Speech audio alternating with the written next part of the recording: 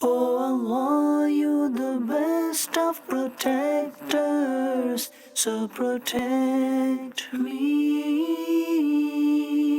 Oh Allah, you the best of protectors, so protect me.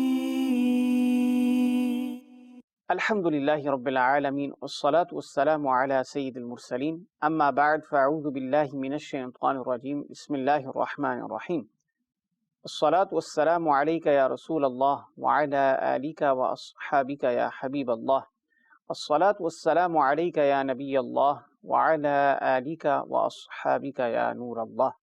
Welcome dear viewers to another episode of our series Asma'ul Husna, Beautiful Names of Allah Azza wa Jal. Inshallah, in this episode we'll be discussing the beautiful name of Allah Azza wa Jal, Al-Mutakabbir. Now this name Al-Mutakabbir has been mentioned once in the Holy Quran in Surah Hashr. Now whenever this name is mentioned for Allah Azza wa Jal, it is for praise, it is for ta'rif, praise. And in reality, takabbur, which comes from the same root words as mutakabbir, this is to consider others as inferior to yourself, to consider others as lowly, and to turn away from the truth by not accepting it. This is what the Prophet ﷺ said, Al-Kibru batarul haq. The Prophet ﷺ mentioned this definition. Now in one narration, the Prophet ﷺ, he stated that Allah is mutakabbir.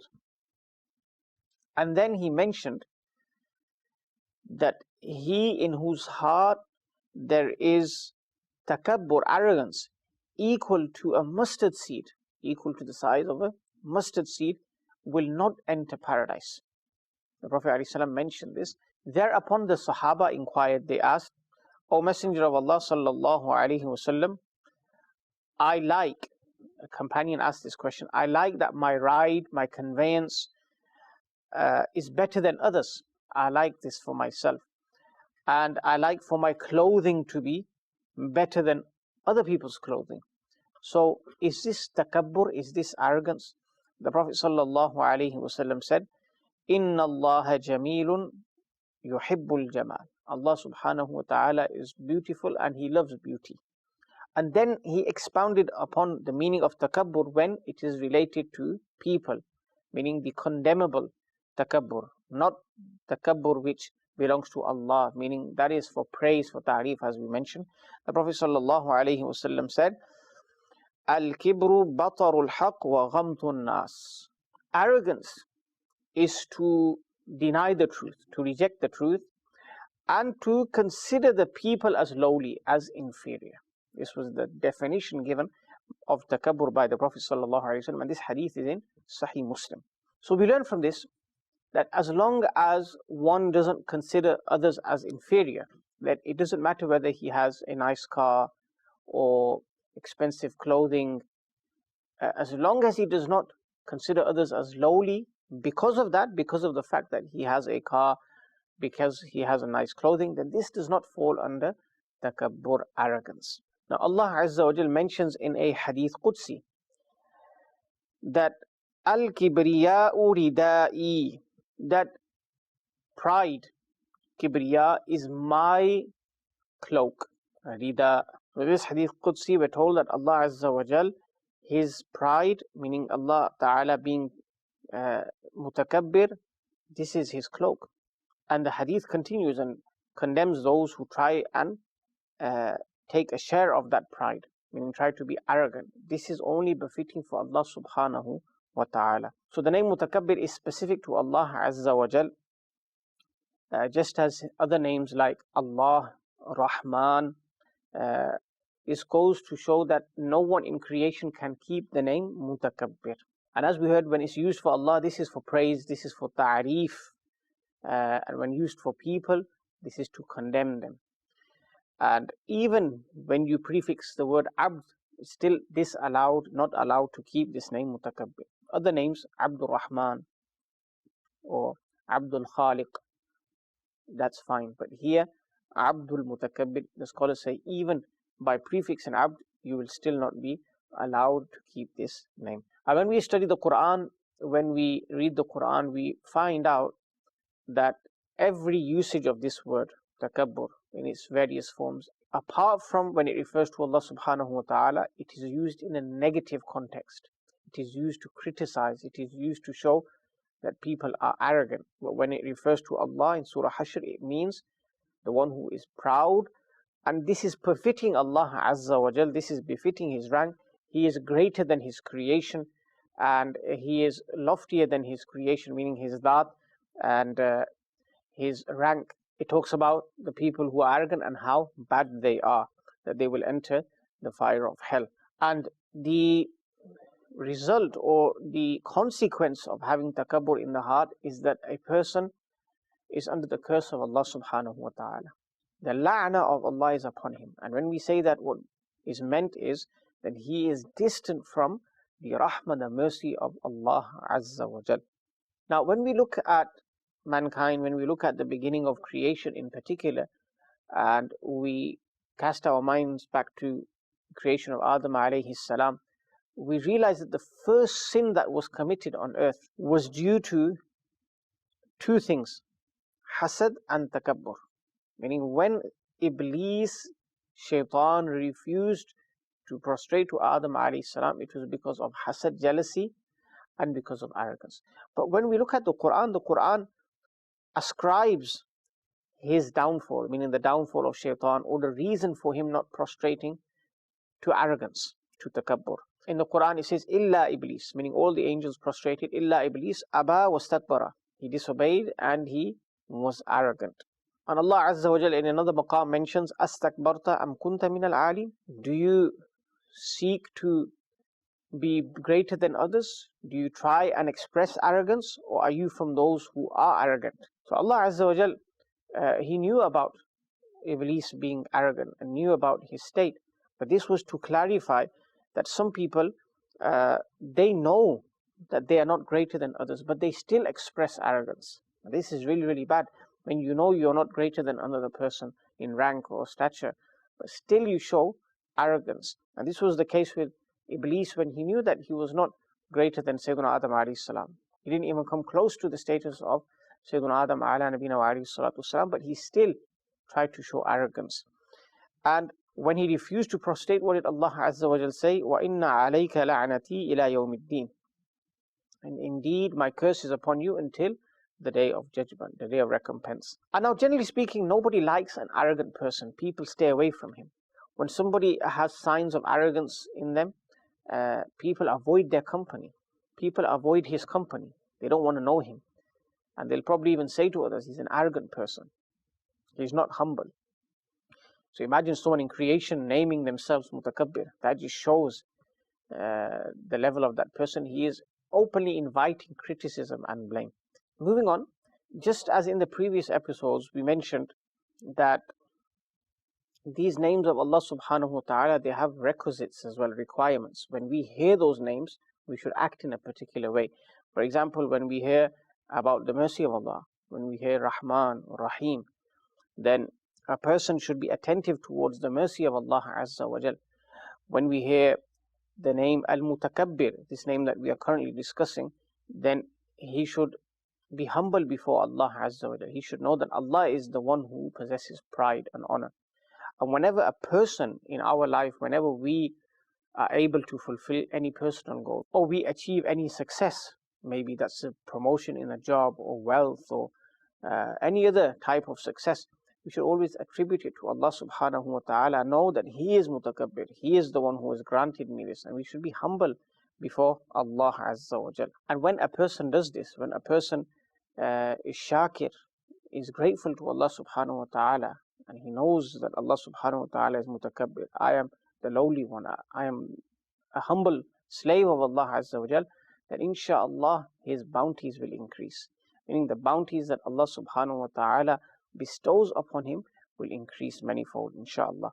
And in this regard, there is an incident that Imam Abul Qasim Qushayri rahmatullahi alayhi mentions in his book Sharhu Asma'illahi al-Husna. He mentions that a person intended to buy a slave girl, so he went to the marketplace, and whilst there he came across a slave girl who cost 100,000 dirhams. And he decided to buy that slave girl. But then he pondered. He looked at this figure. He thought about it, 100,000 dirhams. And he thought to himself, this is too expensive. This is too much money for a slave girl. And the slave girl, she realized this, that this is what he's thinking about, my price, I mean, it's too much. And she said, I have 100 qualities within me, and each of those qualities, not combined, each of those qualities are equivalent to 1,000 dirhams. So he asked, what are those qualities that you are referring to? And she replied, one of my qualities is that no matter how much preference you give to me, if you were to buy me, you were to take me with you, no matter what tarjeeh preference you give to me over your other slaves, over other people, I will always remain humble. I will not let that affect my heart. I will not show arrogance. I will still consider myself as your slave. I'll be humble. Arrogance won't come near me. I will forever be grateful to you. I will be a shakirah, a grateful person. So this incident was mentioned by Imam Qushayri rahmatullahi alayh to give us a lesson, to counsel us, to advise us, that no matter how successful you become, this person was about to be purchased for 100,000 dirhams. And when the owner was about to change his mind, what did she say? That I will forever be grateful. I will not be arrogant. I will be humble. No matter how much you give me preference over others, the good treatment that you give me, I will not let that affect me. So we too, we should be humble to Allah subhanahu wa ta'ala without comparison. He gave us everything. Allah subhanahu wa ta'ala gave us life. We are breathing. We are taking in the bounties of Allah Azza wa Jal in this world. وَمَا بِكُم مِّن نِعْمَةٍ فَمِنَ اللَّهِ. Whatever blessings you have, then it is from Allah subhanahu wa ta'ala. And we will forever keep that in mind. As long as we're living, as long as we're enjoying life, we have family, we have loved ones, we have food, we have shelter, we have so many blessings. We have the kalima tawheed in our heart. We have the love of the Messenger of Allah sallallahu alaihi wasallam flowing through our veins. Alhamdulillah, we're forever grateful to Allah. We will never be arrogant. We will never show any ingratitude, inshaAllah ta'ala. Now, one saying that is mentioned often, and it's correct, that the tree that is arched, that has more fruits, that bears more fruits. And the tree which is tall and straight, that bears no fruit. It has no fruit on it. It shows that the tree which is humble, which lowers itself, which is arched, that produces more fruit, more blessings. And as for the tree that is straight and upright, then it does not produce anything. And this is the example given in a hadith of a believer, that is like a fresh, tender plant. And whatever direction the wind blows, this plant follows suit. This plant changes and moves into that direction. And when the wind stops blowing, then it becomes upright. Similarly, a believer, when he is afflicted, when he's placed in all kinds of situations, he remains patient. He doesn't complain. This is the sign of a true believer. He doesn't complain. He is patient upon the will of Allah subhanahu wa ta'ala. He's content with how his Lord wants to keep him. And as for a wicked person, an impious person, then he has been described in a hadith as like a pine tree, which is upright, which is straight. And this is the case until Allah cuts it whenever He wills. Allah destroys it whenever He wills. And in one hadith we're told, إِنَّ الْمُتَكَبِّرِينَ يُحْشَرُونَ أَمْثَالَ الذَّرِّ, that those who are arrogant in this world will be raised as specks. What is a speck? We say a speck of dust. And they will be trampled by people. Allahu Akbar. Now, takabbur itself, we heard in the beginning that when it refers to Allah Azza wa Jal, it's a praiseworthy thing.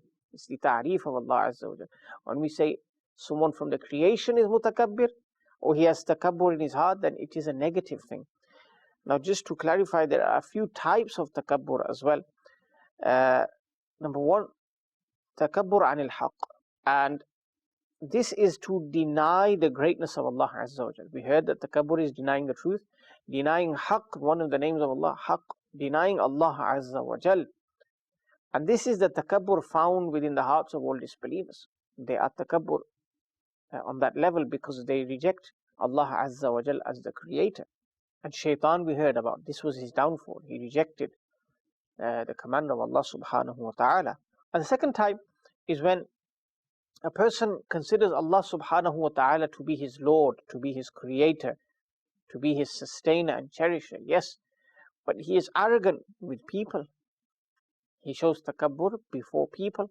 And this jumla, this sentence is often heard as well by such people, that I only fear Allah Azza wa Jal. Yes, this is the way a believer should be. We should only fear Allah. What is hidden in that sentence? What is behind that sentence? And when it comes out of a diseased heart, then it is to show arrogance to other people. That who are you? What can you do to me? You are lowly, to consider others as inferior. So this should never be the case. We should be humble before people as well. If we're ever in a situation where people are oppressing us, that's different. Then we are allowed to ask for our right. But generally speaking, if somebody shows arrogance to others, then this is madmoom as well. This is condemnable.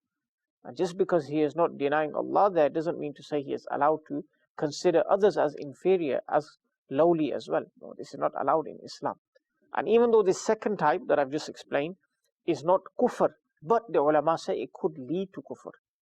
But arrogance is such a disease. Now, as for the explanation of the hadith that the one who has arrogance in his heart, equivalent to a mustard seed, will not enter paradise, is that if it's takabbur of the first type, he denies Allah subhanahu wa ta'ala, then that means he will eternally stay in hell if he died in that state. But if he possessed or had the second type of takabbur in his heart, where he believed Allah Azza wa Jal to be his Lord, but he was arrogant before people, he showed arrogance to others and pride to others, then he will be punished if he does not die upon tawbah. Allah subhanahu wa ta'ala will punish him with the hellfire, but eventually, because of the iman in his heart, he will enter paradise.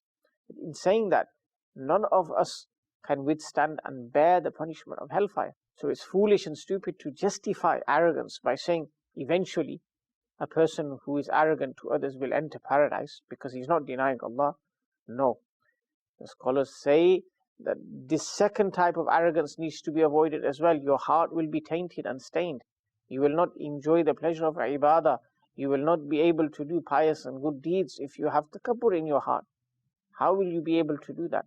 So that person will initially be deprived of Jannah on the Day of Judgment. And only after he's been punished according to his sins will he enter hellfire. May Allah subhanahu wa ta'ala not admit us into the fire of hell for a single moment. This is what we pray. And these hadith are there to warn us that if you have arrogance, then you could be deprived from entry into paradise straight away on the Day of Judgment. So we conclude there, this name of Allah subhanahu wa ta'ala, Mutakabbir, he is befitting of that name and that title. He is the one who is proud. He is greater than all of creation. He is the one who granted us everything that we have. So it does not befit a believer to be arrogant, a human being to be arrogant. We should always be humble. And we pray to Allah Azza wa Jal that He grants us humbleness, that we forever remain humble and grateful slaves of His. And may we not show arrogance towards others in creation as well. May Allah Jalla wa Ala keep us of those who are from the khadi'een, the ones who have khushu and khudu' in their hearts. Ameen. Bijahi Nabi al-Amin. Sallallahu alayhi wa sallam. Oh Allah, you the best of protectors, so protect me. Oh Allah, you the best of protectors, so protect me.